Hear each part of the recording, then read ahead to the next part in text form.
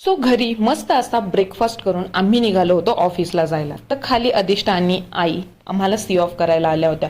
तर आम्ही अशी छान मोठीच कॅब बुक केलेली होती. त्यामध्ये कसं तरी सामानाची ॲडजस्टमेंट करून आम्ही देखील जरा अडचणीतच बसलो होतो. आणि मग फायनली आम्ही उन्हातान्हाचं ऑफिसमध्ये पोहोचलो. तर सगळेजण ऑलमोस्ट ऑफिसमध्ये आलेले होते. छान आमचा असा मस्त प्लॅन झालेला होता. त्यामुळे बऱ्यापैकी सगळेजण अगदी आनंदाने एक्सायटेड मूडमध्ये सगळ्यांना भेटायला आलेले होते. मग प्रत्येकजण आपापल्या लोकेशनवरनं छान असे स्वीट्स घेऊन आले होते. काय तिथे जे फेमस असेल ते आणले होते. सगळ्यांनी त्याच्यावर ताव मारला मस्तपैकी. हा जो पदार्थ आहे हा खूप फेमस आहे. मला त्याचं नाव अजूनही जमत नाही आहे काय, पण मी ते कमेंटमध्ये नक्की टाकून ठेवेल काय नाव आहे त्या पदार्थाचं. मग नंतर अशी काही खास भूक आम्हाला तरी नव्हती, पण बाकीच्या सर्व लोकांना भूक लागली होती. सो आम्ही कॅफेटेरियामध्ये गेलो.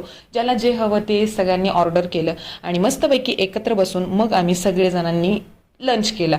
आणि आम्हाला लंचचा टाईम म्हणजे ऑलमोस्ट आम्हाला इव्हिनिंगच झाली होती, 4-5 वाजलेले होते. त्यामुळे लंच करून आम्ही गेलो ते डायरेक्ट बाहेर चहा पिण्यासाठी.